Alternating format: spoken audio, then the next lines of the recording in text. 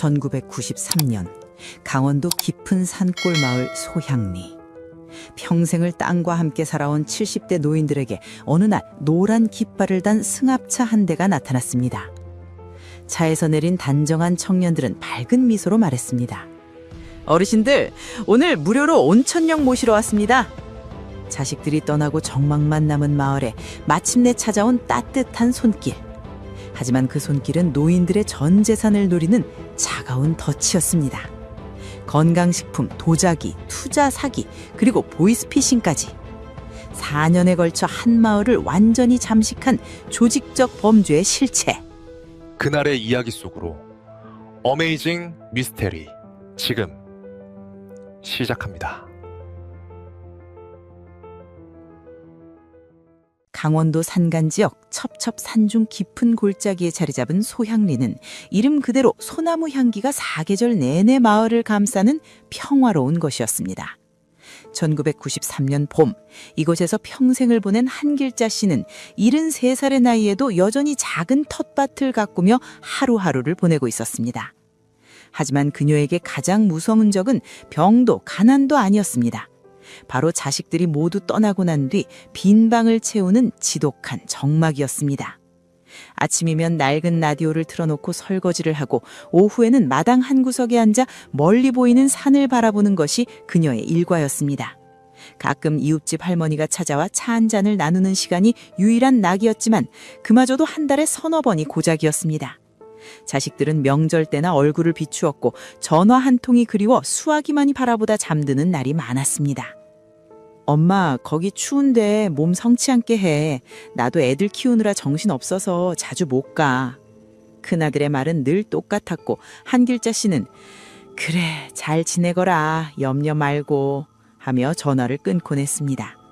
끊고 나면 가슴 한 구석이 텅 비는 것 같았지만 바쁜 자식들에게 짐이 되고 싶지 않았습니다. 그렇게 봄은 깊어가고 마을에는 개나리꽃이 노랗게 피어났지만 한길자 씨의 마음속에는 여전히 겨울이 머물고 있었습니다. 그런 어느 화창한 5월의 오후였습니다.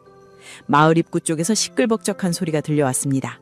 한길자 씨가 고개를 들어 바라보니 노란색 깃발을 휘날리며 승합차 한 대가 비포장 마을길을 천천히 올라오고 있었습니다. 차에서는 경쾌한 음악이 흘러나왔고 스피커를 통해 밝은 목소리가 들렸습니다. 소향리 어르신 여러분, 오늘 저희 어르신복지 실천단이 특별히 방문했습니다. 무료 건강 상담과 함께 맛있는 점심 식사를 대접해드립니다. 마을 어귀에 차가 멈추자 단정한 양복을 입은 젊은 남녀 5명이 차에서 내렸습니다. 그들은 환한 미소를 띤 채 마을 안으로 들어오며 노인들에게 인사를 건넸습니다. 한길자 씨도 호기심에 집 앞까지 나와 그들을 바라보았습니다. 어머니, 안녕하세요. 저희는 서울에서 온 복지단체인데요. 요즘 시골 어르신들이 건강관리를 제대로 못하신다는 소식을 듣고 이렇게 직접 찾아뵙게 됐습니다. 26쯤 되어 보이는 여자 직원이 한길자 씨에게 다가와 공손히 허리를 숙였습니다. 그녀의 손에는 화려한 팸플릿이 들려 있었고 얼굴에는 진심 어린 걱정이 가득했습니다. 한길자 씨는 오랜만에 젊은이의 친절한 목소리를 듣자 가슴 한구석이 따뜻해지는 느낌을 받았습니다. 우리 같은 늙은이들까지 신경 써주러 이렇게 먼 데까지 오시다니 고맙네요. 어머니, 무슨 말씀을요. 어르신들이야말로 평생 고생하시며 나라를 일으켜 세우신 분들인데 이 정도는 당연한 일입니다. 오늘 저희가 준비한 프로그램이 있는데요. 근처 온천에서 따뜻한 물에 몸도 담그시고 맛있는 고깃국밥도 드시고 오시면 어떨까 해서요. 물론 전부 무료입니다. 온천이라는 말에 한길자 씨의 눈이 반짝했습니다. 평생 농사일로 혹사당한 허리와 무릎은 요즘 날씨만 흐려도 쑤시고 아팠습니다. 병원에 가자니 돈이 아까웠고 자식들에게 말하자니 걱정을 끼칠 것 같아 그저 참고만 지냈습니다. 그런데 공짜로 온천을 간다니 이런 기회가 또 있을까 싶었습니다. 정말 돈 한 푼 안 받는 거예요? 네, 어머니. 저희는 정부 지원을 받는 단체라서 어르신들께는 일체 비용을 받지 않습니다. 그냥 편안한 마음으로 다녀오시기만 하면 돼요. 지금 마을 분들께 여쭤보고 있는데 벌써 10분 넘게 가시겠다고 하셨어요. 여자 직원의 말에 한길자 씨는 잠깐 망설였지만 이내 고개를 끄덕였습니다. 평소 친하게 지내던 이웃 할머니들도 간다는데 혼자 빠질 이유가 없었습니다. 더구나 요즘처럼 무료하고 외로운 날들이 계속되는데 하루라도 밖에 나가 사람들과 어울리는 것이 얼마나 반가운 일인지 몰랐습니다. 그럼 저도 갈게요. 준비는 뭐 해야 하나요? 아무것도 필요 없으세요. 그냥 편한 옷 입으시고 나오시면 됩니다. 오전 10시에 마을회관 앞에서 출발할 예정이니까 그때 나오시면 돼요. 여자 직원은 한길자 씨의 손을 꼭 잡으며 환하게 웃었습니다. 그 따뜻한 손길과 밝은 미소에 한길자 씨는 마치 오랜만에 딸을 만난 것 같은 기분이 들었습니다. 자식들도 이렇게 자주 찾아와 손이라도 잡아주면 얼마나 좋을까 하는 생각이 스쳤습니다.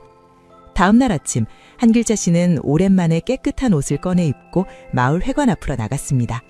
벌써 20명 가까운 노인들이 모여 있었고 모두들 들뜬 표정으로 이야기를 나누고 있었습니다. 평소에는 경로당에서나 볼 수 있던 얼굴들이 이렇게 한자리에 모이니 마치 소풍을 가는 것 같았습니다. 길자 씨도 왔네. 우리 오늘 온천 간다며? 몇 년 만인지 몰라. 옆집 할머니가 반갑게 손을 흔들며 다가왔습니다. 한길자 씨도 환하게 웃으며 대답했습니다. 맞아, 나도 기대되네. 요즘 허리가 얼마나 아픈지 몰라. 그러게 말이야. 나도 무릎이 말을 안 들어서 이번 기회에 좀 나아졌으면 좋겠어.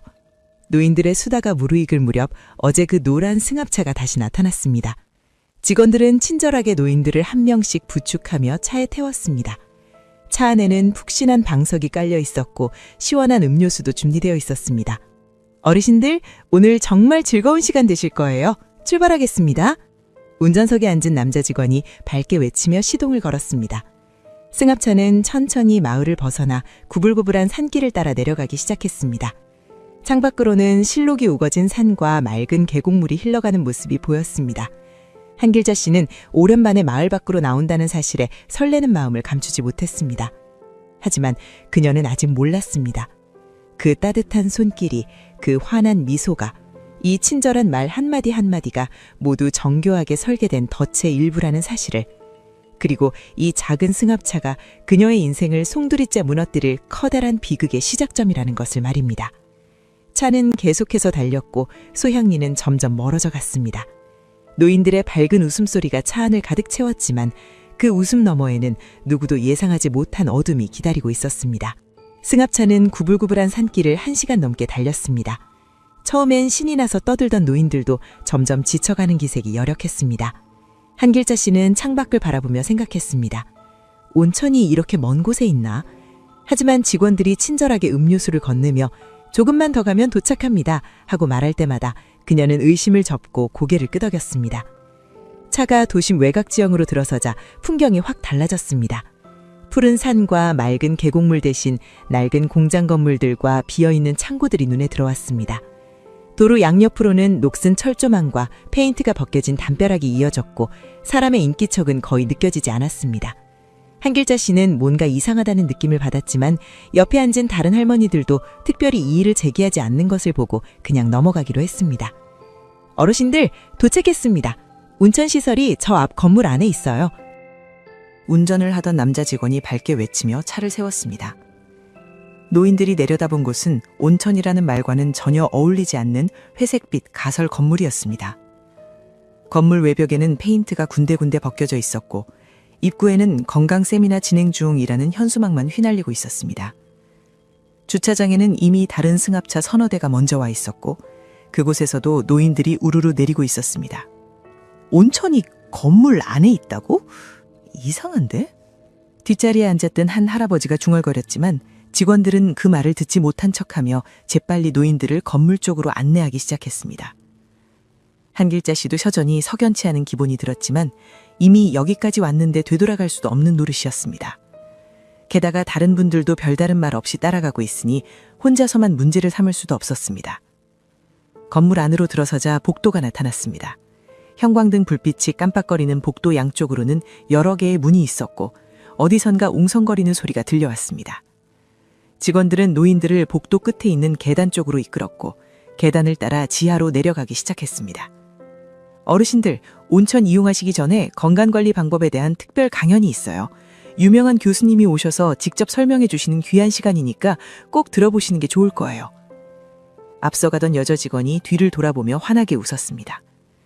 노인들은 서로의 얼굴을 바라보며 의아해했지만 강연이 끝나면 온천욕을 할 수 있다는 말에 순순히 따라갔습니다.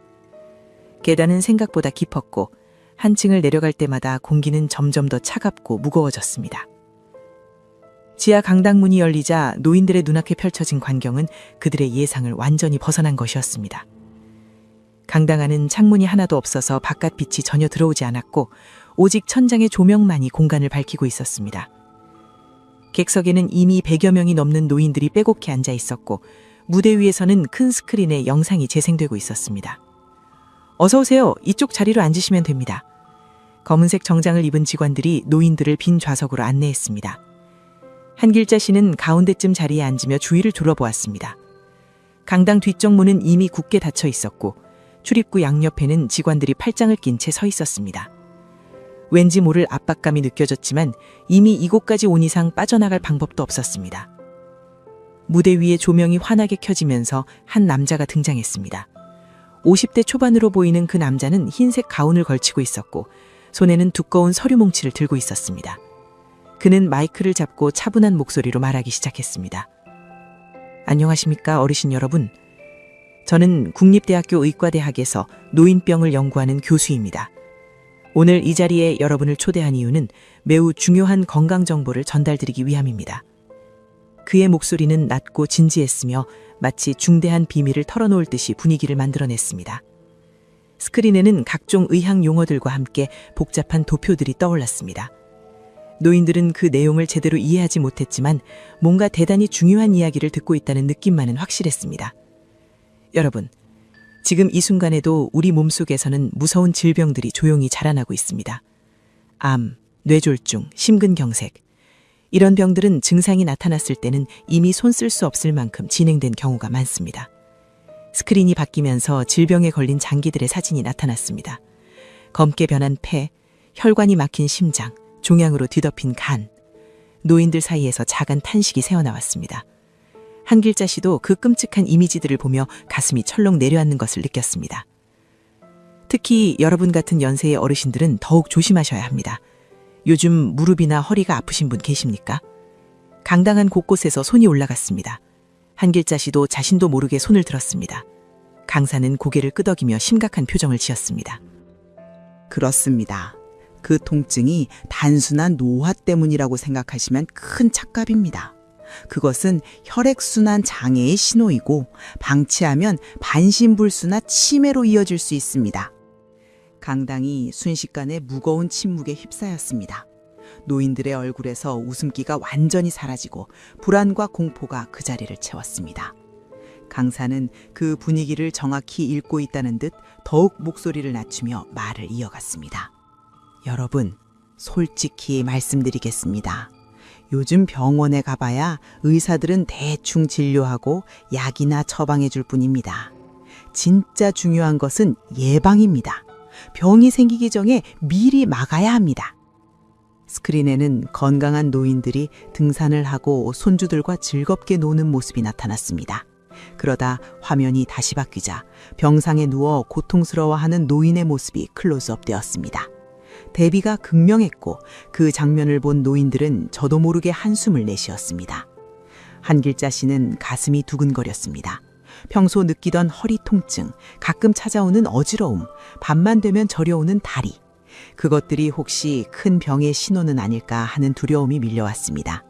자식들에게 짐이 되고 싶지 않았는데 만약 정말 큰 병에 걸린다면 어쩌지, 그런 생각이 머릿속을 가득 채웠습니다. 강사는 계속해서 각종 질병의 무서움을 설명했고 노인들의 불안은 점점 커져만 갔습니다. 밀폐된 지하 공간, 빠져나갈 수 없는 좌석, 그리고 끊임없이 쏟아지는 공포의 메시지들. 한길자 씨는 문득 이곳에 온 것이 실수였다는 생각이 들었지만 이미 돌이킬 수 없었습니다. 그녀는 가만히 앉아서 강사의 말에 귀를 기울일 수밖에 없었고 그 한마디 한마디가 가슴속 깊이 박혀들었습니다. 강연이 1시간 가까이 이어지면서 강당 안의 공기는 점점 무겁게 가라앉았습니다. 노인들은 질병에 대한 공포에 사로잡혀 있었고 어떤 이들은 눈물을 글썽이기도 했습니다. 한길자 씨도 마찬가지였습니다. 혹시 자신이 큰 병에 걸려 자식들에게 부담을 준다면 어쩌나 하는 걱정이 머릿속을 떠나지 않았습니다. 바로 그때였습니다. 강당 뒤쪽 자리에서 한 노인이 갑자기 벌떡 일어서더니 큰 소리로 외쳤습니다. 교수님, 제가 증명하겠습니다. 모든 사람들의 시선이 그쪽으로 쏠렸습니다. 70대 중반쯤 되어 보이는 그 남자는 지팡이를 짚고 있었는데 흥분한 듯 얼굴이 상기되어 있었습니다. 강사는 마치 예상이라도 했다는 듯 부드럽게 미소를 지으며 말했습니다. 네, 어르신, 무슨 말씀을 하시려는지 궁금하네요. 교수님, 저는 10년 전에 교통사고를 당해서 하반신을 못 쓰게 됐었습니다. 의사들은 평생 휠체어를 타고 살아야 한다고 했어요.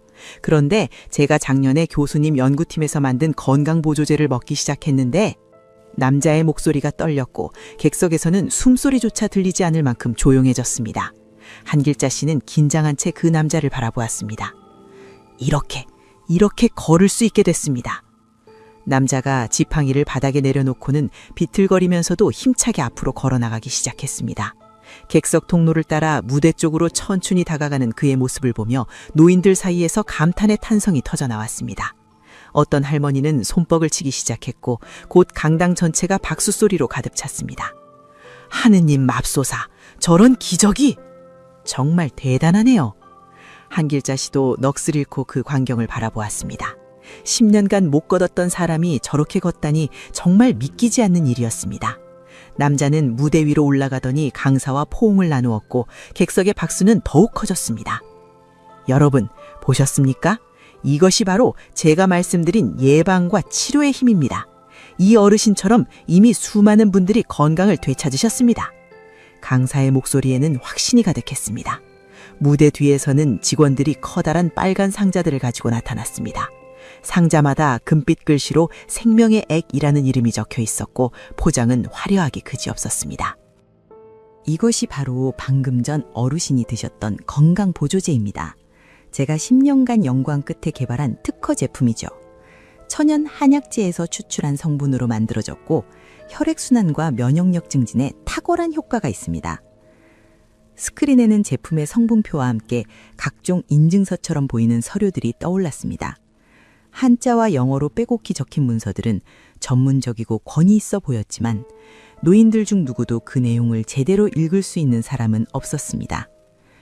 이 제품은 시중에서 판매하면 한 상자에 100만 원은 호가합니다. 하지만 오늘 이 자리에 오신 어르신들께는 특별히 원가에 가깝게 제공하려고 합니다. 단 30만 원의 말입니다. 30만 원이라는 금액에 노인들 사이에서 웅성거림이 일었습니다. 한길자 씨에게도 그 돈은 결코 작은 금액이 아니었습니다. 한 달 생활비로도 넉넉한 돈이었습니다. 하지만 강사는 마치 그들의 망설임을 예상했다는 듯 재빨리 말을 이었습니다. 어르신들, 잠깐만 생각해 보십시오. 건강을 잃으면 병원비로 수백만 원, 수천만 원이 들어갑니다. 자식들한테 손 벌려야 하고 그들의 인생까지 망치게 됩니다. 하지만 지금 30만 원으로 그런 불행을 막을 수 있다면 이것은 투자가 아니라 자식에 대한 효도입니다. 그의 말에는 묘한 설득력이 있었습니다. 건강을 돈으로 살 수 있다는 것, 그것도 병이 생기기 전에 미리 막을 수 있다는 것, 공포에 휩싸인 노인들에게 이보다 더 달콤한 유혹은 없었습니다. 이때 객석 곳곳에 흩어져 있던 젊은 직원들이 움직이기 시작했습니다. 그들은 노인들 옆에 다가가 앉으며 친근하게 속삭였습니다. 한길자 씨 옆에도 아침에 봤던 그 여자 직원이 와서 앉았습니다. 어머니, 아까 허리 아프시다고 하셨죠? 그거 정말 위험한 신호예요. 저희 어머니도 똑같은 증상이 있으셨는데 이 제품 드시고 나서 완전히 좋아지셨어요. 여자 직원은 한길자 씨의 손을 꼭 잡으며 진심 어린 눈빛으로 바라보았습니다.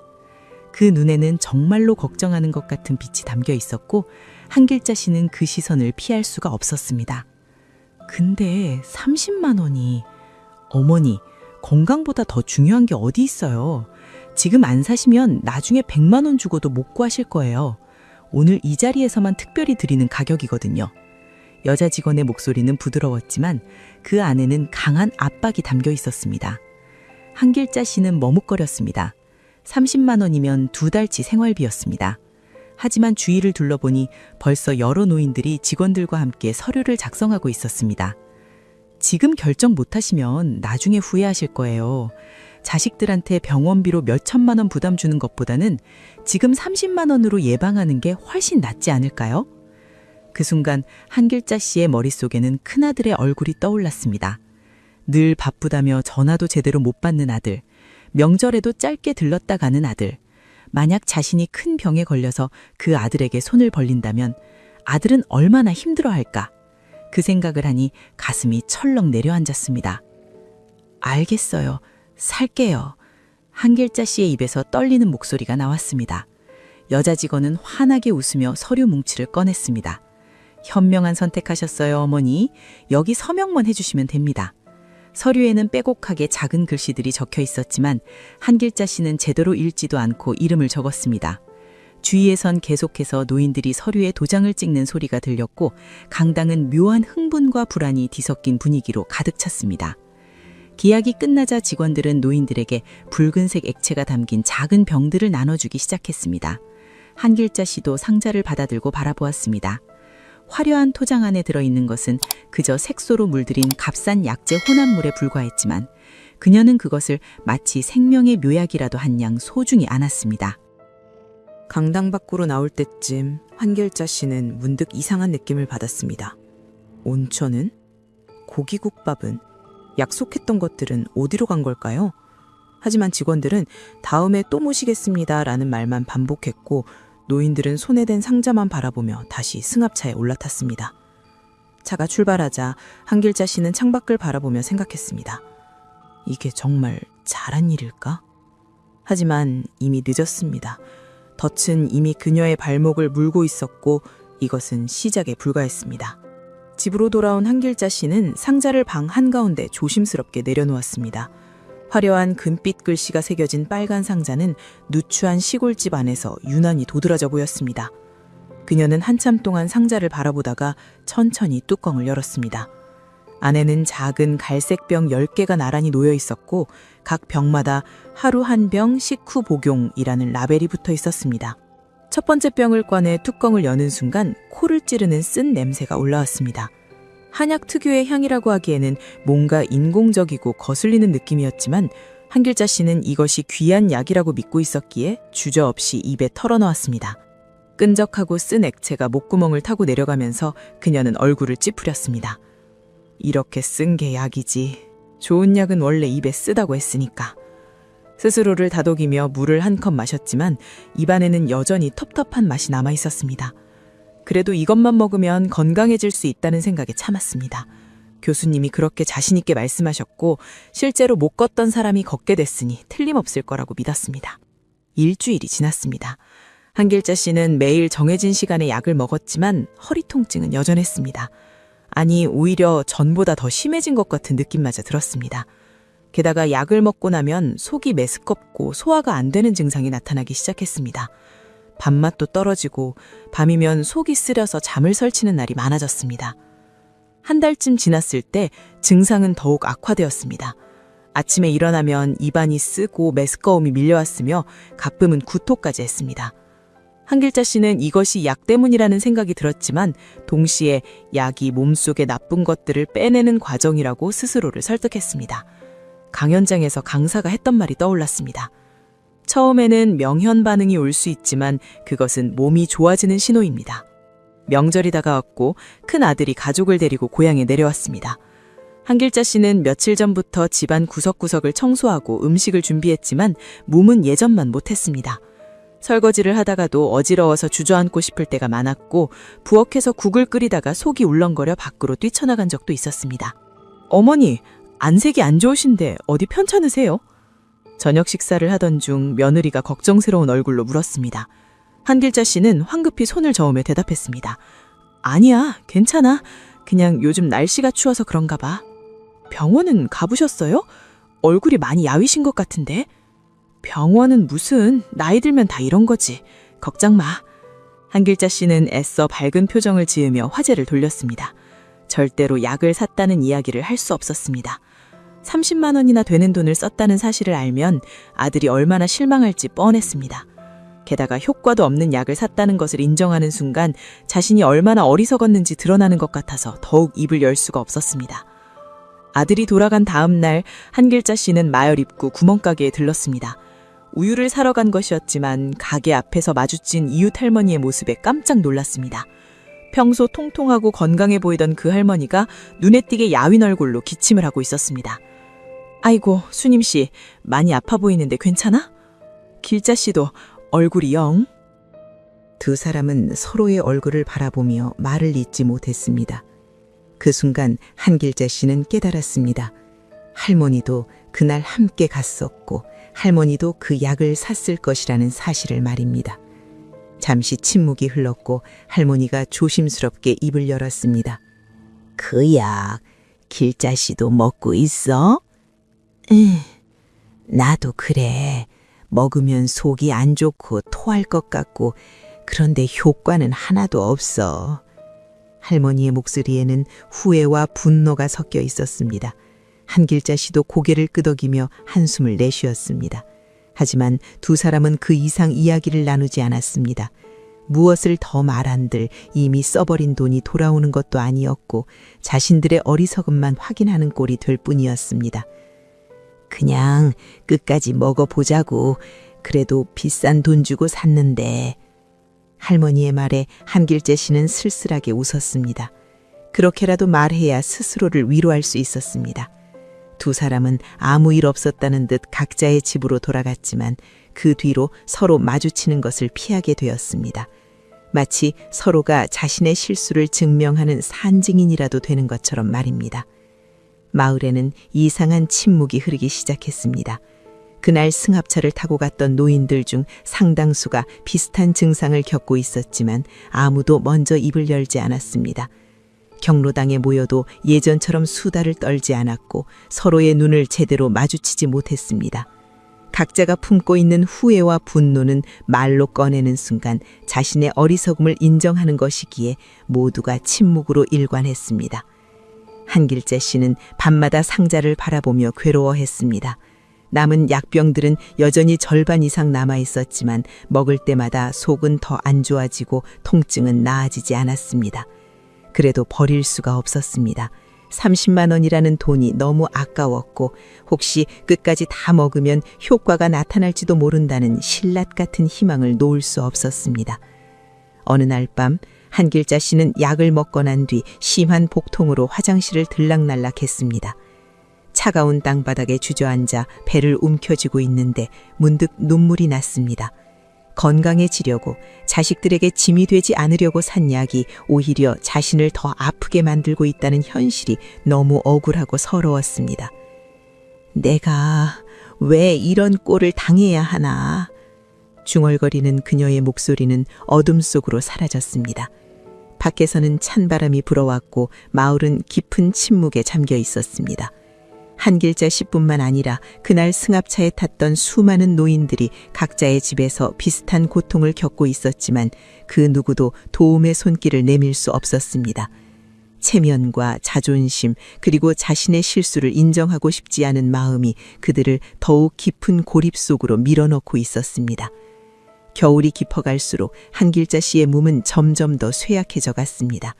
하지만 그녀는 여전히 아침마다 약병을 열고 쓴 액체를 억지로 삼켰습니다. 이것이 자신에게 남은 유일한 희망이라도 되는 양 말입니다. 그러나 희망은 점점 멀어지고 몸은 날로 망가져 갔습니다. 소향리의 겨울은 유난히 차고 길었고 노인들의 마음속에는 눈보다 차가운 후회가 쌓여만 갔습니다. 1994년 봄 매화꽃이 피어나고 마을에 따뜻한 바람이 불어올 무렵이었습니다.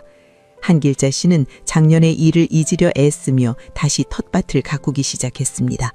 건강식품은 결국 끝까지 다 먹지 못하고 장롱 깊숙이 밀어넣었고 그 일은 떠올리고 싶지 않은 기억이 되어버렸습니다.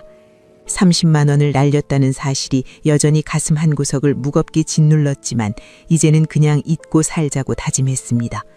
그런데 어느 날 오후 마을 입구에 검은색 승용차 2대가 나란히 들어왔습니다.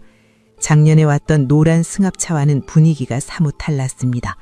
차에서 내린 사람들은 고급 양복을 입은 중년 남녀들이었고 그들의 손에는 고급스러운 가죽 서류 가방이 들려 있었습니다. 어르신들 안녕하십니까? 저희는 전통문화재보전협회에서 나왔습니다. 마을 어귀에서 이야기를 나누던 노인들에게 그들이 다가왔습니다. 작년과는 달리 이번에는 건강이 아니라 복과 운을 이야기했습니다. 그들이 꺼낸 팸플릿에는 오래된 사찰과 불상 사진들이 가득했고 한자로 빼곡히 쓰인 설명문이 붙어 있었습니다. 최근 경주 지역의 한 폐사찰터에서 매우 귀한 유물들이 발굴되었습니다.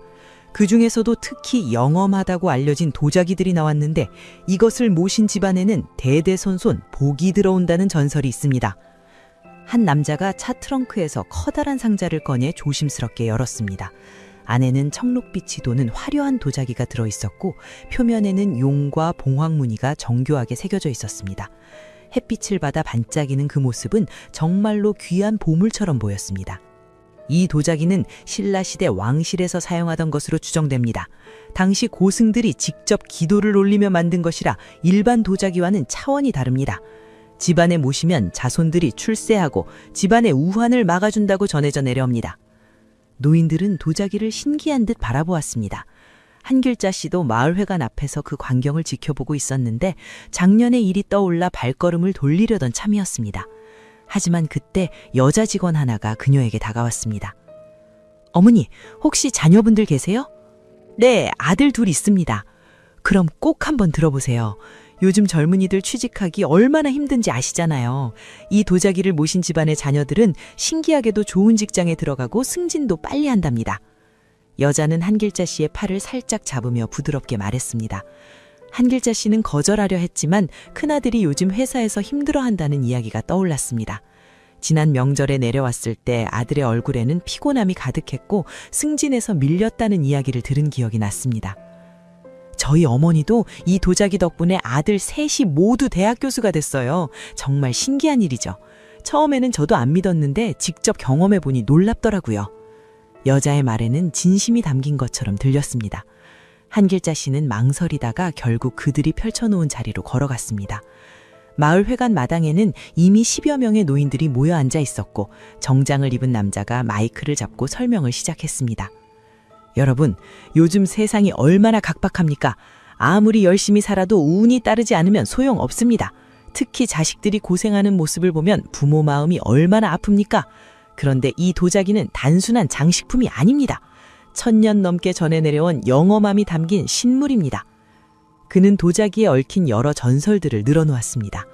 어떤 집안은 이것을 모신 후 파산 위기에서 벗어났고 또 어떤 집안은 대학에 떨어졌던 손자가 재수 끝에 명문대에 합격했다는 이야기들이었습니다. 사실 여부를 확인할 길 없는 이야기들이었지만 듣는 노인들의 얼굴에는 점점 관심이 어려웠습니다. 그런데 중요한 것이 있습니다. 이 도자기를 모시지 않으면 오히려 집안에 좋지 않은 일이 생길 수 있습니다. 조상님들의 뜻을 거스르는 것이기 때문입니다. 실제로 작년에 한 어르신께서 기회가 있었는데도 구하지 않으셨다가 큰 우환을 겪으셨다는 안타까운 소식을 들었습니다.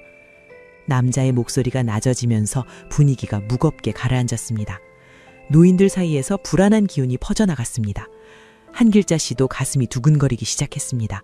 혹시 정말로 이것을 모시지 않으면 집안에 안 좋은 일이 생기는 건 아닐까 하는 두려움이 밀려왔습니다.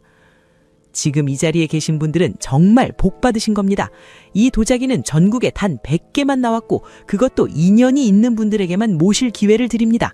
가격은 시중에서 거래되면 수억 원을 호가하지만 저희는 문화재 보존이 목적이기 때문에 원가에 가깝게 드립니다. 남자가 가격을 말하는 순간 노인들은 긴장한 표정으로 귀를 기울였습니다. 단 2천만 원입니다. 2천만 원이라는 금액에 노인들 사이에서 단식이 흘러나왔습니다. 한길자 씨에게도 그 돈은 평생 모은 전 재산이나 다름없는 거액이었습니다. 하지만 남자는 재빨리 말을 이었습니다. 물론 한 번에 내기 어려우신 분들은 분할 납부도 가능합니다. 그리고 현금이 없으시면 토지나 부동산을 담보로도 가능합니다. 저희는 어르신들의 형편을 최대한 배려해 드립니다. 직원들이 노인들 사이로 흩어져 개별 상담을 시작했습니다. 한길자 씨 옆에 앉은 남자 직원이 조용히 속삭였습니다. 어머니, 아드님들 생각하시면 지금 결단하셔야 합니다. 이런 기회는 다시 오지 않아요. 제가 보니까 어머니 관상이 자식 복이 있으신데 지금 이걸 모시면 아드님들이 큰 복을 받으실 겁니다. 한길자 씨는 머뭇거렸습니다. 작년의 실수가 떠올랐고 또다시 속는 건 아닐까 하는 의심이 들었습니다. 하지만 남자는 그녀의 망설임을 간파했다는 듯 더욱 설득력 있게 말했습니다. 혹시 주변에서 뭐라고 해도 신경 쓰지 마세요.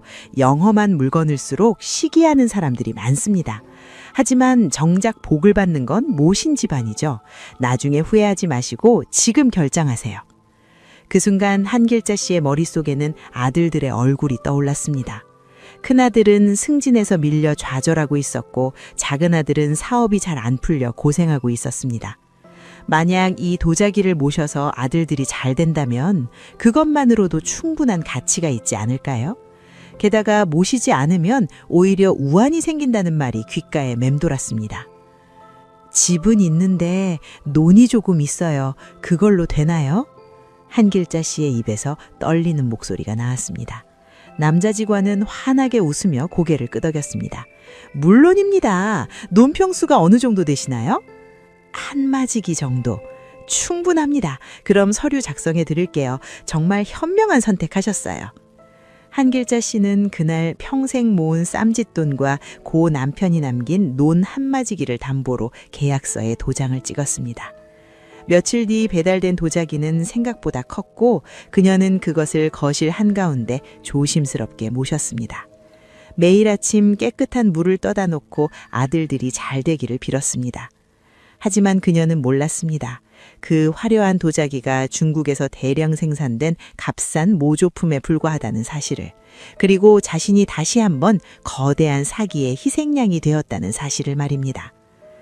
1995년 여름이 되자 소양리는 이미 사기꾼들 사이에서 좋은 사냥터로 소문이 난 상태였습니다. 노인들은 2차례의 피해를 입었지만 신고하지 않았고 서로에게조차 말하지 않았기 때문에 범죄 조직들에게는 완벽한 먹잇감이었습니다. 이번에는 더욱 정교하고 화려한 사기극이 준비되어 있었습니다. 7월 어느 무더운 오후 마을 입구에 고급 외제 승용차 3대가 나란히 들어섰습니다. 차에서 내린 사람들은 이전과는 차원이 다른 분위기였습니다.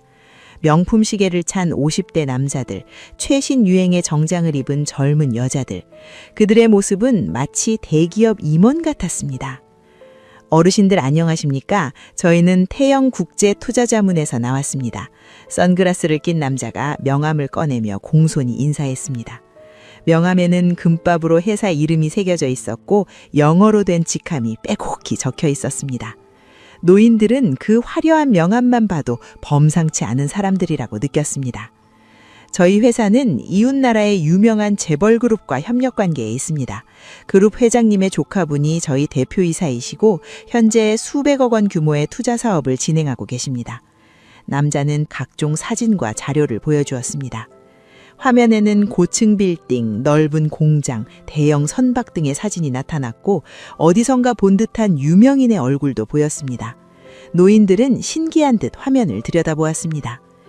지금 저희가 투자하고 있는 사업은 앞으로 수천 %의 수익이 예상됩니다. 실제로 작년에 투자하신 분들은 원금의 10배를 돌려받으셨어요. 하지만 일반인들에게는 이런 기회가 오지 않죠. 저희가 특별히 어르신들을 찾아뵈온 이유가 있습니다. 노인들의 눈빛이 달라지기 시작했습니다. 수천 %의 수익이라니 상상도 못할 금액이었습니다. 한길자 씨도 다른 노인들과 함께 그 이야기에 귀를 기울였습니다. 지금까지 2번이나 속았지만 이번에는 뭔가 다른 느낌이었습니다. 이들은 건강이나 도자기를 파는 사람들과는 격이 달라 보였습니다. 다음 주 토요일 서울 중심가에 있는 특급 호텔에서 투자 설명회를 개최합니다. 참석하신 분들께는 점심 식사도 대접해드리고 실제 투자 수익을 받으신 분들의 증언도 들으실 수 있습니다. 물론 교통비와 식사비는 전액 저희가 부담합니다. 여자 직원이 초대장을 나누어 주기 시작했습니다. 금박이 입혀진 고급스러운 초대장에는 태영국제투자설명회라는 제목과 함께 유명 호텔의 주소가 적혀 있었습니다. 한길자 씨도 한 장을 받아들었는데 초대장의 무게감만으로도 예사롭지 않다는 느낌이 들었습니다. 토요일이 되자 마을에서 15명의 노인이 다시 한번 승합차에 올랐습니다. 이번에는 차량도 고급스러운 대형 밴이었고 내부에는 가죽 시트가 깔려 있었습니다. 차 안에서는 클래식 음악이 흘러나왔고 생수와 간식이 준비되어 있었습니다. 서울까지 2시간 넘게 달린 차는 화려한 고층 빌딩들이 즐비한 강남 지역에 멈췄습니다. 호텔 입구에는 붉은 카펫이 깔려 있었고 유니폼을 입은 직원들이 노인들을 맞이했습니다. 한길자 씨는 평생 처음 밟아보는 붉은 카펫 위를 조심스럽게 걸으며 마치 다른 세상에 온 것 같은 기분이 들었습니다. 어르신들, 이쪽으로 오십시오. 안내를 받아 들어간 곳은 호텔 최상층에 있는 연회장이었습니다. 천장에는 거대한 샹들리에가 반짝이고 있었고 창밖으로는 서울 시내 전경이 한눈에 내려다 보였습니다. 테이블마다 하얀 식탁보가 깔려 있었고 은으로 만든 식기들이 반짝이고 있었습니다. 먼저 식사부터 하시죠. 저희가 정성껏 준비했습니다. 웨이터들이 나타나 음식을 서빙하기 시작했습니다. 한우 스테이크, 랍스터, 각종 해산물 요리들이 차례로 나왔고 노인들은 평생 처음 보는 음식들에 눈이 휘둥그레졌습니다. 한길자 씨도 조심스럽게 포크를 들고 스테이크를 한 조각 베어 물었는데 입안에서 살살 녹는 그 맛에 감탄이 절로 나왔습니다. 식사가 끝나자 정장을 입은 중년 남자가 단상 위로 올라왔습니다. 그는 자신을 태영그룹 회장의 조카이자 이 투자회사의 대표라고 소개했습니다. 그의 손목에는 수천만 원은 할 것 같은 시계가 채워져 있었고 넥타이 핀도 보석으로 장식되어 있었습니다. 어르신 여러분, 오늘 이 자리는 여러분께 일생의 일대의 기회를 드리기 위해 마련했습니다. 우리 회사는 현재 동남아시아 지역에 대형 리조트를 건설하고 있습니다. 이 사업이 완공되면 매년 수백억 원의 수익이 예상됩니다. 스크린에는 화려한 리조트 조감도와 설계도가 나타났습니다. 푸른 바다를 내려다 보이는 해변에 웅장한 건물들이 들어설 예정이라는 설명이 이어졌습니다. 그는 이 사업에 투자하면 1년 만에 원금의 10배를 돌려받을 수 있다고 장담했습니다. 지금 최소 500만 원부터 투자가 가능합니다. 작년에 500만 원을 투자하신 분은 지금 5천만 원을 손에 쥐고 계십니다. 여러분도 이 기회를 놓치지 마십시오. 그때 객석에서 한 노인이 일어나 증언을 했습니다. 저는 작년에 1,000만 원을 투자했는데 올해 1억 원을 받았습니다. 처음엔 안 믿었는데 정말 통장에 돈이 들어오더라고요. 그래서 이번에는 3천만 원을 더 투자하려고 왔습니다. 노인의 말에 연회장이 술렁였습니다. 한길자 씨는 가슴이 두근거렸습니다. 만약 정말로 저렇게 큰 돈을 벌 수 있다면 지금까지 잃어버린 돈을 한꺼번에 만회할 수 있을 것 같았습니다. 게다가 아들들에게 용돈도 줄 수 있고 당당하게 살 수 있을 것 같았습니다. 직원들이 노인들 사이를 돌아다니며 투자 권유를 시작했습니다. 한길자 씨 옆에 앉은 여자 직원이 부드럽게 속삭였습니다. 어머니, 이런 기회는 정말 흔하지 않아요. 지금 투자하시면 내년 이맘때는 걱정 없이 사실 수 있어요. 자식들한테 당당해지고 싶지 않으세요? 한길자 씨는 망설였습니다. 이미 2번이나 속았는데 또 속는 건 아닐까요? 하지만 주위를 둘러보니 여러 노인들이 서류를 작성하고 있었고 무엇보다 이들은 지금까지 만났던 사람들과는 격이 달랐습니다. 이렇게 비싼 호텔에서 이런 음식을 대접하는데 사기꾼일 리가 없다고 생각했습니다. 그런데 저는 돈이 많이 없어요. 집은 있으시잖아요. 집 서류를 담보로 투자하시면 됩니다. 1년만 기다리시면 집도 건지고 큰 돈도 버실 수 있어요. 여자 직원의 말에 한길자 씨는 긴 고민 끝에 고개를 끄덕였습니다. 이번이야말로 마지막 기회라고 생각했습니다. 지금까지 잃어버린 모든 것을 되찾을 수 있는 유일한 방법이라고 믿었습니다. 직원은 환하게 웃으며 계약서를 내밀었습니다. 한길자 씨는 그날 자신이 평생 살아온 집을 담보로 투자 계약서에 도장을 찍었습니다. 고 남편과의 추억이 가득한 그 집, 아들들을 낳고 키운 그 집의 소유권이 단 한 장의 서류와 함께 사라지는 순간이었습니다. 하지만 그녀는 1년 후 큰 돈을 받게 될 것이라는 달콤한 환상에 빠져 있었고 이것이 자신의 인생을 완전히 무너뜨릴 마지막 덫이라는 사실을 전혀 깨닫지 못했습니다. 1995년 가을, 투자 계약을 한 지 석 달이 지났지만 아무런 소식이 없었습니다. 한길자 씨는 매일 우편함을 확인했지만 약속했던 배당금 통지서는 오지 않았습니다. 태영국제투전회사에 전화를 걸어봐도 통화 중이거나 아예 연결이 되지 않았습니다. 불안한 마음이 점점 커졌지만 그래도 아직은 시간이 부족한 것뿐이라고 스스로를 위로했습니다. 어느 날 오후 한길자 씨가 마당에서 빨래를 널고 있을 때 집안에서 전화벨이 울렸습니다. 그녀는 서둘러 안으로 들어가 수화기를 들었습니다. 혹시 투자회사에서 연락이 온 건 아닐까 하는 기대감이 있었습니다. 여보세요? 예, 한길자 씨 맞으십니까? 수화기 너머로 들려온 것은 냉정하고 날카로운 남자의 목소리였습니다. 존댓말을 쓰긴 했지만 그 어투에는 권위와 압박이 가득했습니다. 한길자 씨는 본능적으로 긴장하며 대답했습니다. 네, 맞습니다만 저는 중앙수사본부 금융범죄조사과 박 수사관입니다. 지금 매우 긴급한 상황이라 연락드렸습니다. 중앙수사본부라는 말에 한길자 씨의 심장이 쿵 내려앉았습니다. 평생 법과는 담을 쌓고 살았는데 갑자기 수사기관에서 전화가 오다니 그녀의 손이 떨리기 시작했습니다. 한길자 씨 명의의 은행 계좌가 대규모 금융범죄 조짐의 자금 세탁에 이용되고 있다는 정황이 포착되었습니다. 현재 계좌 내역을 추적한 결과 여러 차례 수상한 거래가 확인됐습니다. 그게 무슨 말씀이세요? 저는 그런 거 모르는데요? 한길자 씨의 목소리가 떨렸습니다. 자금 세탁이라는 말도 정확히 무슨 뜻인지 몰랐지만 범죄와 관련되었다는 말만으로도 충분히 무서웠습니다. 지금 이 사건은 매우 심각합니다. 범죄 조직이 어르신의 개인정보를 빼내서 악용할 가능성이 큽니다. 만약 신속하게 조치를 취하지 않으면 어르신의 전 재산이 국가에 의해 동결되고 최악의 경우 공험으로 조사를 받을 수도 있습니다. 공험이라는 단어에 한길자 씨는 숨이 막힐 것 같았습니다. 아무것도 한 게 없는데 범죄자가 된다니 이게 도대체 무슨 일인가 싶었습니다. 수사관님, 저는 정말 아무것도 모르는데 어떻게 해야 하나요? 일단 침착하십시오. 지금부터 제가 하는 말을 정확히 따라하시면 문제를 해결할 수 있습니다. 하지만 이 사건은 극비 수사 중이기 때문에 절대 다른 사람에게 말하면 안 됩니다. 가족에게도 절대 알리시면 안 돼요. 범죄 조직의 정보가 새어나가면 증거가 인멸될 수 있습니다. 남자의 목소리는 단호했고 한길자 씨는 고개를 끄덕이며 대답했습니다. 네, 알겠습니다. 아무한테도 안 말할게요. 좋습니다.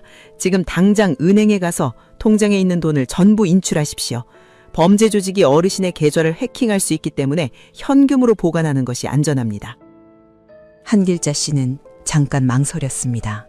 통장에 있는 돈은 생활비로 남겨둔 마지막 여윳돈이었습니다. 하지만 수사관이 그렇게 말한다면 따를 수밖에 없었습니다. 돈을 찾으면 어떻게 하나요? 집으로 돌아오셔서 냉장고, 냉동실 깊숙한 곳에 현금을 숨겨두십시오. 범죄 조직이 집을 수색할 가능성이 있지만 냉장고는 가장 마지막에 확인하는 장소라서 안전합니다. 그리고 저희 조사관이 직접 가서 현금을 보호 조치하겠습니다. 그럼 언제 오시나요? 오늘 저녁 6시쯤 갈 예정인데 혹시 시간이 늦어질 수도 있습니다. 그 시간까지는 집을 절대 비우시면 안 됩니다. 아, 그리고 한 가지 더. 혹시 다른 전화가 오더라도 받지 마십시오. 범죄 조직에서 어르신을 속이려고 가짜 경찰 행세를 할 수도 있습니다. 남자는 마지막으로 한 번 더 당부했습니다. 이 일은 절대 비밀입니다. 누구에게도 말하지 마시고 제가 시키는 대로만 하십시오. 그래야 어르신이 무사할 수 있습니다. 전화가 끊기고 나자 한길자 씨는 한동안 멍하니 서 있었습니다. 머릿속이 복잡했지만 수사기관에서 연락이 왔다는 사실에 거역할 생각은 들지 않았습니다.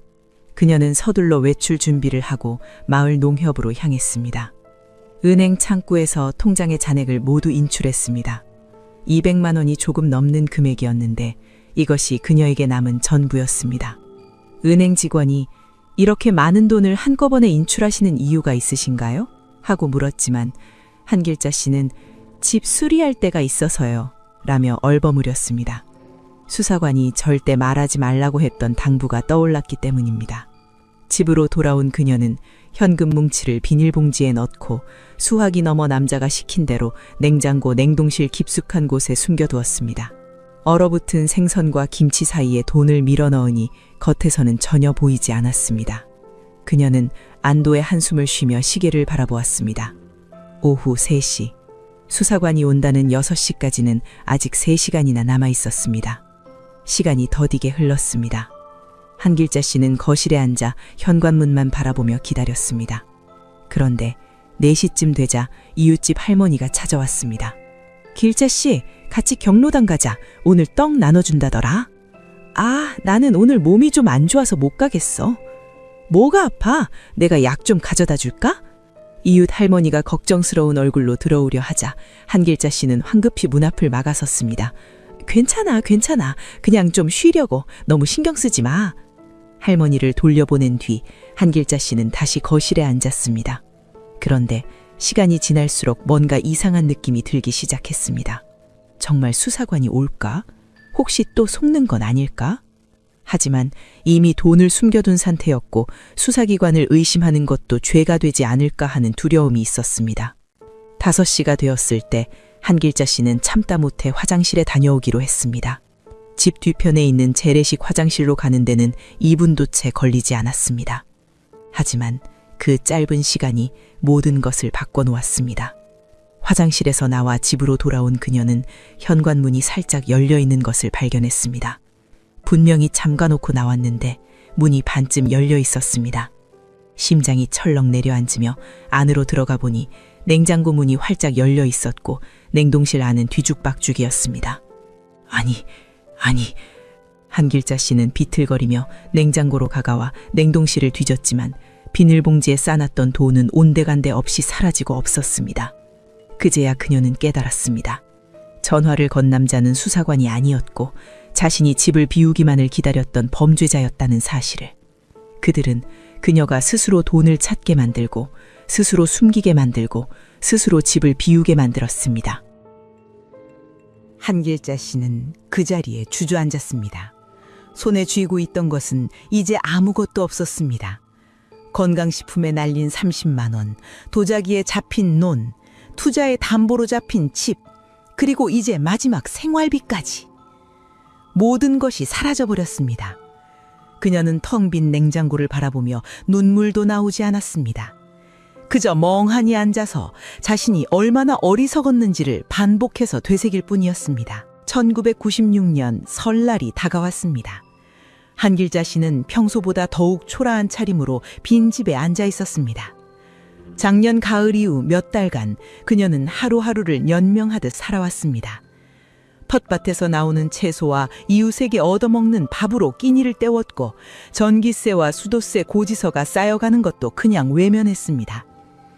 더 큰 문제는 우편함에 계속 쌓이는 독촉장들이었습니다. 도자기값 미납, 투자금 회수 불가로 인한 담보채권 청구, 각종 대출 상환 요구사들. 한길자 씨는 처음에는 그 편지들을 하나하나 뜯어보며 절망했지만 나중에는 아예 뜯어보지도 않고 장롱 깊숙이 밀어넣었습니다. 보지 않으면 없는 것처럼 느껴질 것 같았습니다. 설날 아침 한길자 씨는 오랜만에 깨끗한 옷으로 갈아입고 거실을 정리했습니다.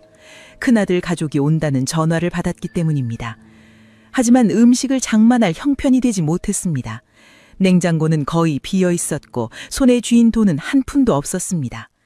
그녀는 부끄러운 마음에 이웃집에 가서 쌀 한 되를 빌려왔고 텃밭에 남아있던 배추로 된장국을 끓였습니다. 오전 11시쯤 큰아들의 차가 마을 입구에 나타났습니다.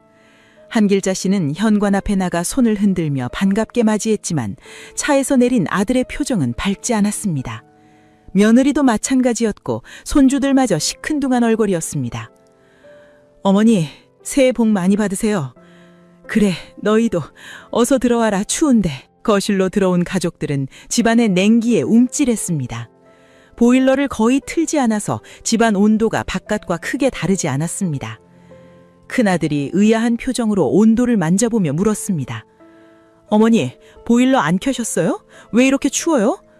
아, 그냥 내가 더위를 많이 타서 이게 적당해.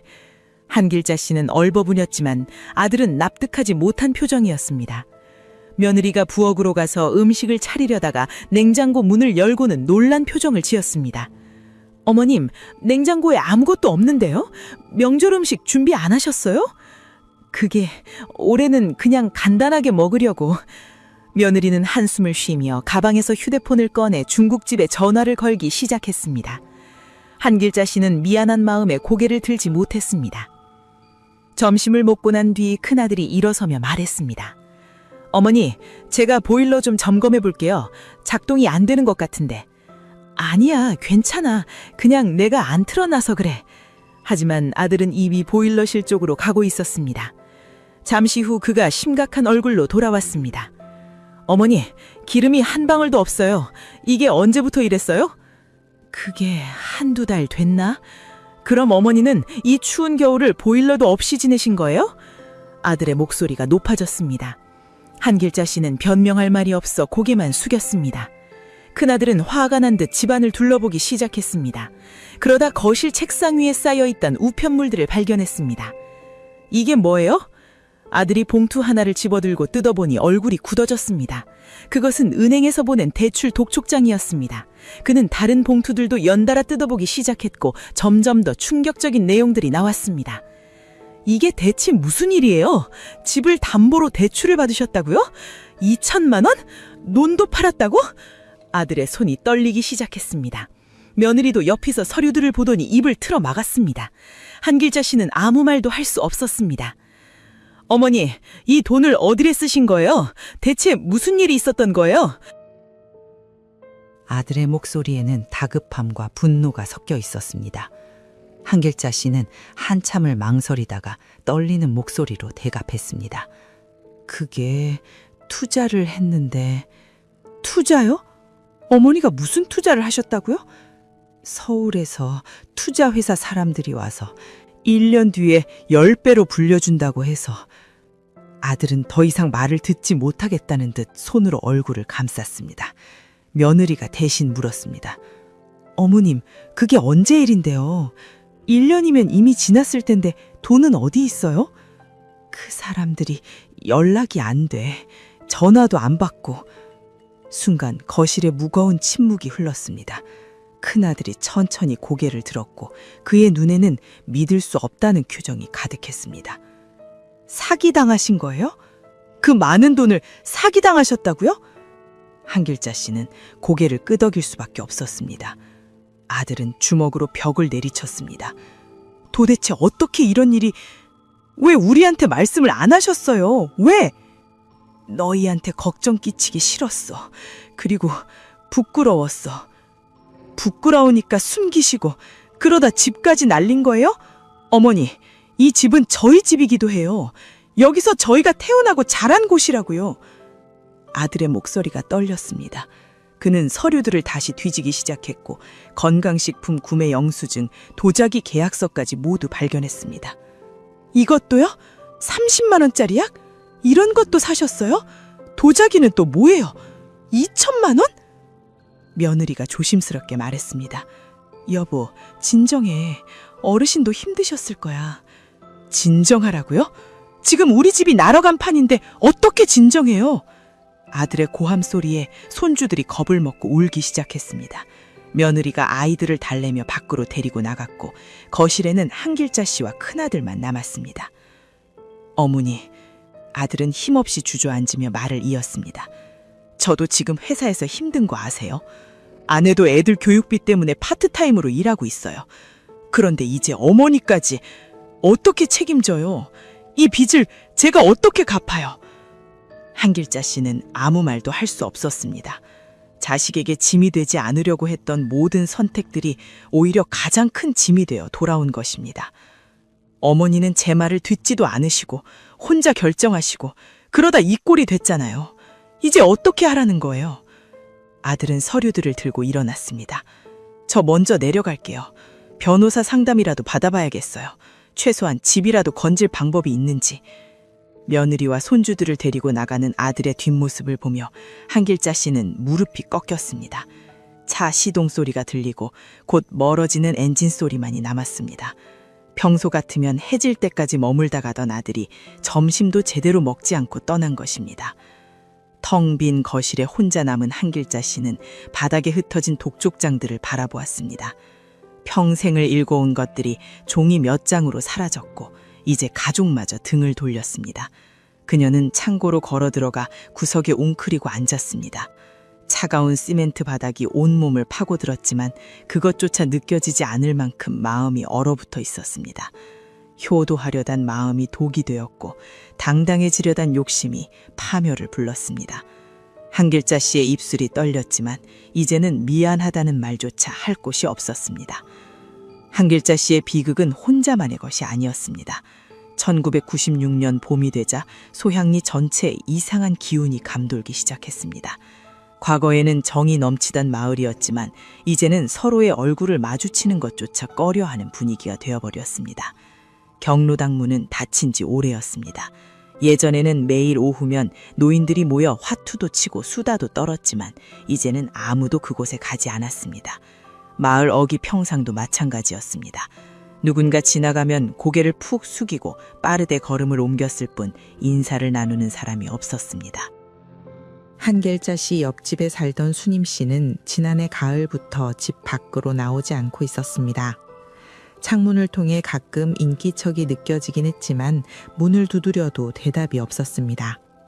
마을 사람들은 그녀가 건강식품 사기에 이어 도자기까지 샀다는 소문을 들었지만 누구도 먼저 말을 걸지 못했습니다. 마을 반대편에 사는 70대 할아버지는 봄부터 논밭일을 완전히 그만뒀습니다. 평생 농사를 지었던 그가 밭을 방치하자 잡초가 무성하게 자라났습니다. 이웃들이 올해는 농사 안 지으세요? 하고 물으면 그는 팔아버렸어 하고 퉁명스럽게 대답할 뿐이었습니다. 실제로는 담보로 넘어간 것이었지만 그는 자존심 때문에 사실을 숨겼습니다. 한길자 씨는 어느 날 장을 보러 마을 입구 구멍가게에 갔다가 놀라운 광경을 목격했습니다. 가게 안에는 서너 명의 노인들이 앉아 있었는데 모두 말없이 벽만 바라보고 있었습니다. 평소 같으면 시끄럽게 이야기를 나누던 사람들이었지만 이날은 죽은 듯 조용했습니다. 길자 씨도 왔네. 가게 주인이 건넨 인사에 한길자 씨는 고개만 까닥였습니다. 라면 한 개와 계란 몇 개를 집어들고 계산을 하려는데 옆에 앉았던 할머니 하나가 갑자기 흐느끼기 시작했습니다. 내가 뭘 잘못한 걸까? 평생 성실하게 살았는데. 할머니의 눈물에 다른 노인들도 고개를 떨궜습니다. 하지만 아무도 위로의 말을 건네지 않았습니다. 왜냐하면 그들 모두가 같은 처지였기 때문입니다. 서로가 서로의 상처를 증명하는 존재였고 마주보는 것 자체가 고통이었습니다. 한길자 씨는 물건값을 치르고 서둘러 가게를 나왔습니다. 집으로 돌아오는 길에 마을 보건소 앞을 지나가는데 간호사가 밖으로 나오며 누군가와 통화를 하고 있었습니다. 네, 의사 선생님. 요즘 노인 환자들이 정말 많이 늘었어요. 대부분 화병이나 우울증 증상인데 약을 처방해도 먹질 않으세요. 돈이 없다고. 간호사의 말을 듣고 나서야 한길자 씨는 자신만 힘든 게 아니라는 사실을 실감했습니다. 마을 전체가 병들어가고 있었던 것입니다. 5월 어느 날 충격적인 소식이 들려왔습니다. 마을 동쪽 끝에 살던 80살 할아버지가 집에서 쓰러진 채 발견되었다는 것입니다. 이웃이 며칠간 인기척이 없어 이상하게 여기고 들어가 보니 노인은 방바닥에 쓰러져 있었고 이미 숨이 끊어진 상태였습니다. 영양실조였대. 제대로 먹지도 못하고. 마을 사람들 사이로 속삭임이 퍼져나갔지만 장례식에 찾아오는 사람은 많지 않았습니다. 예전 같으면 마을 전체가 모여 상을 치러줬을 텐데 이번에는 직계가족 몇 명만이 초라하게 장례를 치렀습니다. 한길자 씨도 가려다가 결국 가지 못했습니다. 자신도 끼니를 거르는 날이 많았고 부의금을 낼 형편도 되지 않았기 때문입니다. 그 할아버지도 투자 사기를 당했다는 소문이 돌았습니다. 전 세산을 날린 뒤 자식들과 연락이 끊겼고 혼자 굶먹으며 살다가 결국 그렇게 세상을 떠났다는 것입니다. 사람들은 고개를 저으며 안타까워했지만 누구도 그것이 남의 일이라는 사실을 입 밖에 내지는 않았습니다. 여름이 되자 상황은 더욱 악화되었습니다. 마을 중심부에 있는 우물 주변은 과거 노인들의 사랑방 역할을 했는데 이제는 아무도 그곳에 나오지 않았습니다. 우물가에는 물만 고요히 고여 있었고 주변엔 잡초만 무성했습니다. 한길자 씨는 집에서도 거의 나오지 않게 되었습니다. 보일러 기름을 살 돈이 없어 여름 더위를 부채질로 견뎠고 텃밭의 채소로 하루 한 끼를 때우며 살았습니다. 몸무게는 눈에 띄게 줄었고 거울을 볼 때마다 해골 같은 자신의 모습에 놀랐습니다. 어느 날 밤 한길자 씨는 옆집에서 들려오는 신음소리를 들었습니다. 수님 씨 집에서 나는 소리였습니다. 그녀는 망설이다가 결국 옆집 문을 두드렸습니다. 수님 씨, 괜찮아? 문 좀 열어봐. 하지만 안에서는 아무 대답이 없었습니다. 신음소리만 계속 들려왔습니다. 한길자 씨는 잠기지 않은 문을 밀고 들어갔습니다. 방 안에는 수님 씨가 이불을 뒤집어 쓰고 누워 있었고 온몸에서 열기가 올라오고 있었습니다. 아이고, 이게 무슨 얼마나 아팠어? 수님 씨는 초점 없는 눈으로 한길자 씨를 바라보았습니다. 입술은 바짝 말라 있었고 얼굴은 해쓱하게 야위어 있었습니다. 길자 씨, 나 병원 갈 돈이 없어. 그냥 여기서 죽을래. 무슨 소리야. 내가 보건소라도 연락해 줄게. 하지만 수님 씨는 고개를 저었습니다. 소용없어. 나 이제 아무것도 남은 게 없어. 한길자 씨는 수님 씨의 손을 잡았습니다. 그 손은 뼈만 앙상하게 남아 있었고 차갑기까지 했습니다. 두 노인은 어둠 속에서 서로의 손을 잡고 한참을 울었습니다. 그것이 그들에게 남은 유일한 위로였습니다. 다음 날 새벽 한길자 씨는 간신히 보건소에 연락을 했고 수님 씨는 응급 차량에 실려 읍내병원으로 옮겨졌습니다. 하지만 입원비를 낼 사람이 없어서 이틀 만에 다시 집으로 돌아왔다는 소식을 들었습니다. 소향리는 더 이상 예전의 평화로운 마을이 아니었습니다. 소나무 화향기는 여전했지만 사람들의 웃음소리는 사라졌습니다. 경로당은 페인트가 벗겨진 채 방치되었고 마을 회관 앞 게시판에는 각종 독촉 공고문만 덕지덕지 붙어 있었습니다. 한길자 씨는 밤마다 천장을 바라보며 생각했습니다. 범죄자들은 단순히 돈만 훔쳐간 것이 아니었습니다. 그들은 노인들의 존엄을, 가족 간의 신뢰를, 이웃 간의 정을, 그리고 마을 전체의 영혼까지 빼앗아 갔습니다. 소향리는 아직 지도 위에 존재했지만 그곳에 사는 사람들의 마음은 이미 죽어버린 것이나 다름없었습니다. 1997년 2월 소향리에 경찰차 2대가 들어왔습니다. 지역 경찰서 형사들이 마을을 돌며 노인들을 찾아다녔습니다. 한길자 씨의 집에도 형사 2명이 찾아왔습니다. 한길자 씨 맞으십니까? 저희는 광역수사대에서 나왔습니다.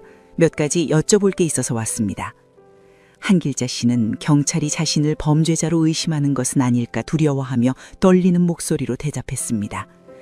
무슨 일이신지. 어르신, 걱정하지 마십시오. 어르신이 피해자입니다. 최근 전국적으로 활동하던 노인 대상 조직 사기단을 검거했는데 명단에 소향리 주민 여러분이 포함되어 있었습니다. 형사는 두꺼운 서류 뭉치를 펼쳤습니다.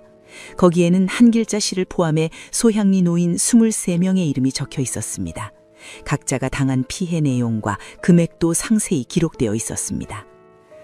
건강보조제 판매, 고가 도자기 사기, 투자 명목 사기, 보이스피싱까지 이들은 조직적으로 움직였습니다.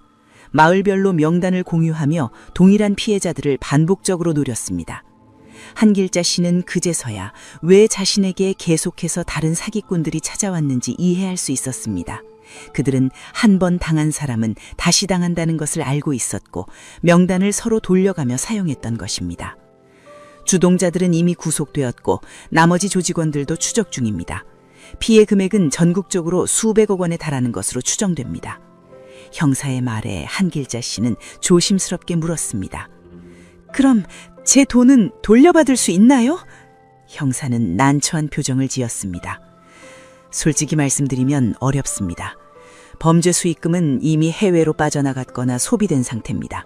압수한 재산이 일부 있긴 하지만 피해자가 너무 많아서 돌아갈 몫은 미미한 수준입니다. 한길자 씨의 얼굴에서 마지막 희망마저 사라졌습니다. 형사는 몇 가지 질문을 더하고 진술서를 받은 뒤 떠났습니다. 문을 닫고 나서 한길자 씨는 그대로 주저앉았습니다. 범인을 잡았다는 소식이 무슨 위로가 될까요? 잃어버린 것은 돌아오지 않는데 말입니다. 같은 날 마을의 다른 피해자들도 비슷한 이야기를 들었습니다. 범인은 잡혔지만 돈은 돌아오지 않는다는 냉정한 현실. 일부 노인들은 분노했고 일부는 그저 허탈하게 웃었습니다. 6개월 뒤 재판이 시작되었습니다. 한길자 씨를 포함한 몇몇 피해자들은 증인으로 법정에 출석했습니다. 피고인석에는 정장을 입은 남녀 10여 명이 앉아 있었는데 그중에는 한길자 씨가 봤던 얼굴들도 있었습니다. 친절하게 웃으며 손을 잡아주던 그 젊은 여자 직원, 교수라고 자칭했던 강연자, 호텔에서 만났던 투자회사 대표. 그들은 모두 무표정한 얼굴로 앞만 바라보고 있었습니다. 과거의 친절함은 온데간데 없었고 마치 남의 일이라는 듯 태연했습니다. 변호사들은 합법적인 판매 행위였다. 피해자들이 자발적으로 구매했다고 주장했습니다. 재판은 몇 차례 이어졌고 검사는 조직적 사기 행위와 노인 심리를 악용한 범죄임을 집중적으로 입증했습니다. 결국 주동자 3명에게는 징역 7년에서 10년이 선고되었고 나머지 조직원들도 각각 실형을 받았습니다. 하지만 한길자 씨에게 돌아온 것은 아무것도 없었습니다. 법원에서 배상 명령이 내려졌지만 실제로 집행될 가능성은 거의 없다는 이야기를 들었습니다. 그녀는 담보로 넘어간 집과 논을 되찾지 못했고 결국 빚을 갚기 위해 작은 새방으로 이사를 가야 했습니다. 2000년 한길자 씨는 읍내의 허름한 단칸방에서 살고 있었습니다. 큰아들은 가끔 생활비를 보내주었지만 전처럼 자주 연락하지는 않았습니다. 명절에도 내려오지 않는 날이 많아졌고 전화통화도 어색하기만 했습니다. 어느 날 한길자 씨는 시장에서 장을 보다가 우연히 수님 씨를 만났습니다. 서로 마주친 두 사람은 잠시 얼어붙었다가 어색하게 고개를 끄덕였습니다. 어떻게 지내? 그냥 살아. 짧은 대화 뒤 두 사람은 각자의 길로 돌아섰습니다. 같은 고통을 겪었지만 그것이 오히려 서로를 가까워지게 하지는 못했습니다. 상처는 공유할 수 없는 것이었고 각자의 몫으로 평생 짊어지고 가야 하는 것이었습니다. 소양리는 시간이 지나면서 점점 사람이 줄어들었습니다. 젊은이들은 이미 도시로 떠난 지 오래였고 노인들마저 하나둘 세상을 떠나거나 자식들이 사는 도시로 옮겨갔습니다. 2000년대에 들어서면서 소양리는 폐촌 위기에 놓였습니다. 한길자 씨는 2015년 85살의 나이로 세상을 떠났습니다. 그녀가 마지막까지 살았던 새방 안에는 낡은 가구 몇 개와 오래된 사진 한 장이 전부였습니다. 사진 속에는 젊은 시절 남편과 함께 찍은 모습이 있었고 뒷면에는 소양리 집 앞에서라는 글씨가 희미하게 남아 있었습니다. 조촐한 장례식에는 큰아들 가족만이 참석했습니다. 작은 아들은 해외에 있어 오지 못했고 소양리에서 함께 살았던 이웃들 중 살아있는 사람도 거의 없었습니다. 아들은 어머니의 영정사진을 바라보며 생각했습니다.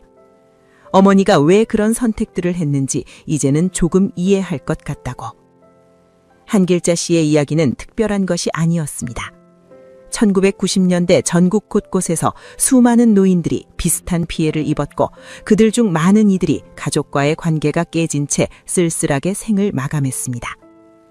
범인자들은 처벌받았지만 피해자들의 상처는 결코 치유되지 않았습니다. 지금도 어디선가 비슷한 사기는 계속되고 있습니다. 수법만 바뀌었을 뿐 약한 사람을 노리는 범죄의 본질은 변하지 않습니다. 우리는 묻습니다. 과연 누가 이들을 지켜줄 수 있을까요? 법이 할 수 있는 일은 범인을 처벌하는 것뿐 무너진 삶을 되돌릴 수는 없습니다. 여러분은 어떻게 생각하시나요? 끝까지 시청해 주셔서 감사합니다. 지금까지 어메이징 미스터리였습니다.